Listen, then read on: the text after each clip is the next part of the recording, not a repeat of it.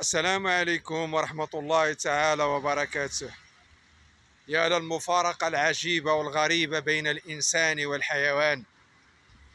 سيدنا نوح عليه السلام ظل يدعو قومه 950 سنة، فأبى قومه ألا يستجب لدعواته، فدعا الحيوانات مرة واحدة، فكل الحيوانات استجابت لنداء نوح عليه السلام وركبت معه في السفينة ونجت من الغرق ومن الهلاك.